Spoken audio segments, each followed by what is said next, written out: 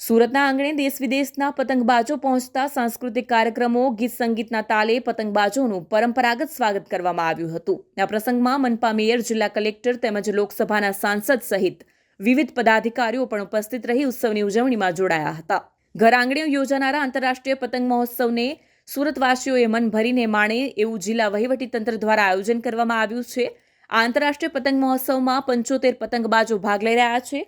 આ વર્ષે 13 દેશોના 34, ભારતના દિલ્હી, બિહાર, કર્ણાટક અને કેરળ રાજ્યના 11 તેમજ ગુજરાતના 30 મળી અંદાજિત કુલ 75 પતંગબાજોએ ભાગ લીધો છે. જેમના અવનવા કરતબો માણવાનો અવસર સુરતીઓ રિવરફ્રન્ટ ખાતે પહોંચ્યા છે. દર વર્ષે યોજાનારા આંતરરાષ્ટ્રીય પતંગ મહોત્સવમાં સુરતીઓ ખૂબ મોટી સંખ્યામાં ઉમટી પડતા હોય છે અને વિવિધ પ્રકારના પતંગોની મજા માણતા હોય છે.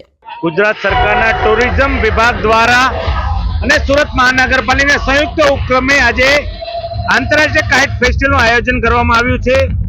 આખા ગુજરાતમાં 65 કન્ટ્રીના કાઇટ ફ્લાયર્સો આવ્યા છે. એમાં સુરતમાં 11 કન્ટ્રીના કાઇટ ફ્લાયર્સો આવ્યા છે.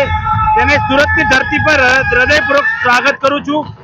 તમામ સુરતીઓ ઉત્તરાયણનો પર્વ હર્ષોલ્લાસથી મનાવતો આવ્યો છે. સાથે સાથે અપીલ પણ કરું છું કે ભારત વર્ષમાં હાઈએસ્ટ બ્રિજ સુરત મહાનગરપાલિકામાં છે. આ 2-3 દિવસ બ્રિજનો ઉપયોગ નહીં કરે ટુ વ્હીલ વાળા, તેવી અપીલ કરું છું.